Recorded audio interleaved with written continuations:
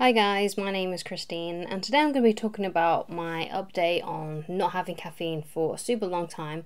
I believe I've been off caffeine for about 8 months, and basically I just wanted to tell you basically what I've experienced and the changes that I've had since not drinking caffeine.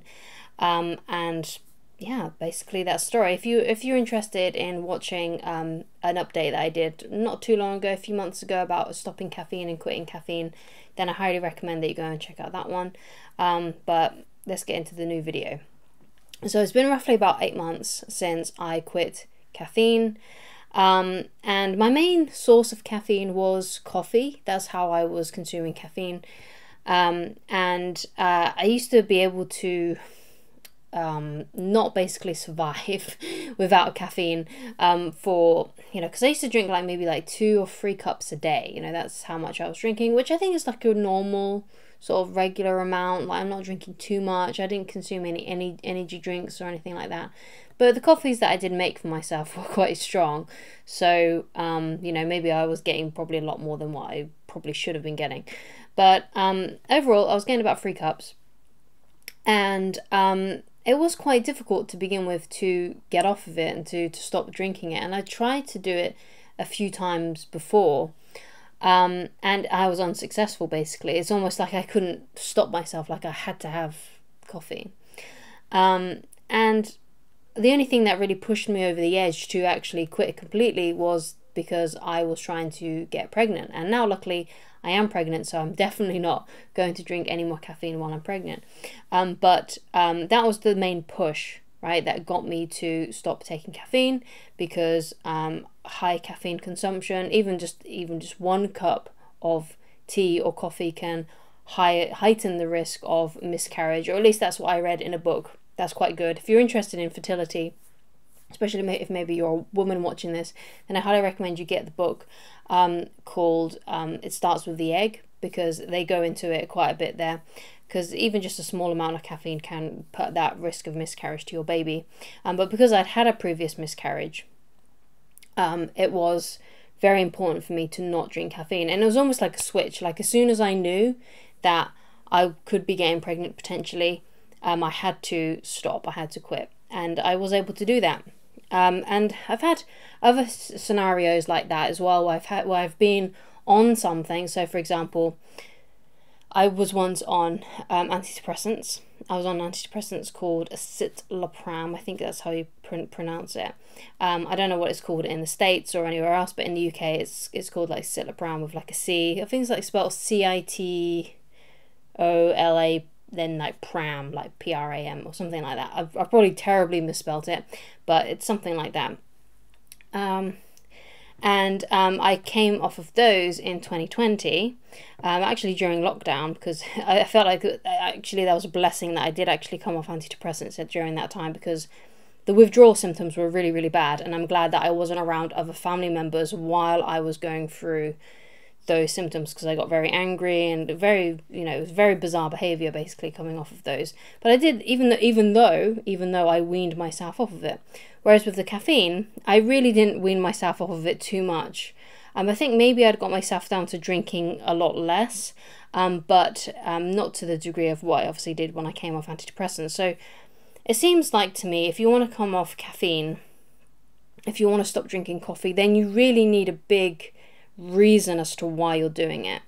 And there's no greater, I think, reason than to do it for someone else, for other people, right? Because it seems to me that we would do far less for ourselves than we would actually do for other people, and other people that we love and things like that. So I needed to be thinking of my baby and my future pregnancies that may happen, in order to come off caffeine. So you really do need a big why. Now, the why for you may be different from what it was for me. It seemed to me the only thing that would get me off and stop drinking caffeine, and also taking antidepressants, was the thought of having a healthy pregnancy, right, and for my baby, right? So for you it might be different. You might be able to just solely do it for yourself and for the health benefits and things like that. You might be able to do that, but you really do need a huge why to be able to to be able to do that, because it is very difficult to come off caffeine, because you do feel like you need it, especially those first few days, and you start getting headaches and things like that, because that was my main symptom to begin with, of needing caffeine and the withdrawal symptoms. It was like having a headache, and it was always at like the front of my head, and it was quite painful as well. Now, there had been a few times where I've came off caffeine before, like I said.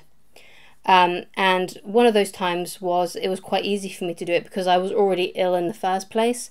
I had like the flu for a week, and then I tend to stop drinking hot drinks around that time anyway. I don't have as much coffee and things like that. So, because I think when I was ill, I had like a sore throat, and you tend to want more cooling, soothing drinks, like water and, and ice cream, and you want soothing things when you've got a cold, basically. And because I'd had that week where I was ill, it was easy for me to stop drinking caffeine afterwards as well, because I was already feeling like rubbish anyway. So even though I got the headaches, I was already kind of ill anyway. I was already taking paracetamol to like ease like my temperature and the other symptoms that I was having with a cold. So the headache was just like an added thing that was going on, basically. But after that experience, after a while, I did actually start drinking coffee again. And it wasn't until 8 months ago, roughly, when I fully stopped it altogether.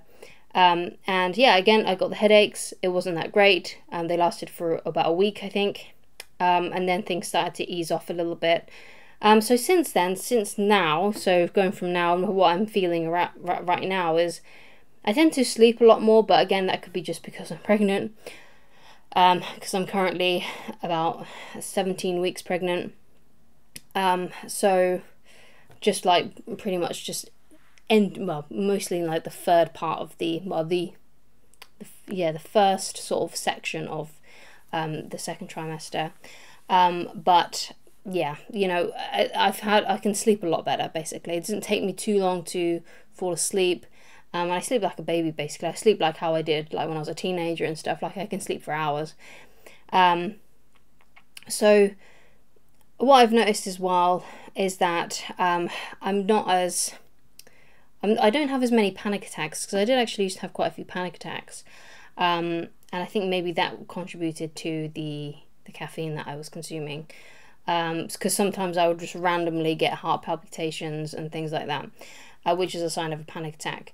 And it always used to be as well when I had like something, there was something going on in my head, like I was worried about something, and then I'd start getting heart palpitations, and I'd start thinking I was going to die, because again, that's another sort of thing that you get when you feel like when you're having a panic attack, you feel like you're going to die. But I've had less of those.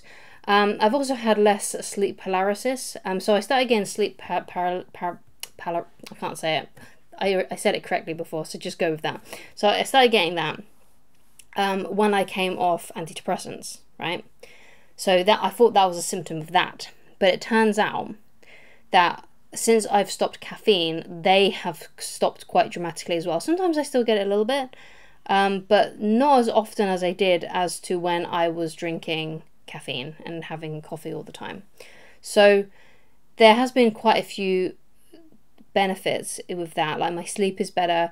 I'm not getting like these crazy sleep dreams where I'm like half awake and I can't move and things like that.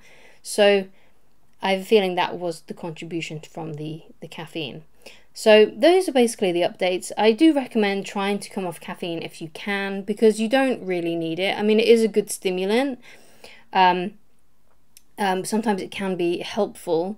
But from what I feel like the benefits of not drinking it outweighs the benefits of drinking it, right? I have a lot of energy. It's not like I don't have any energy at all. It's not like it's hard for me to wake up or anything like that. And like, oh yeah, I need a coffee to wake up.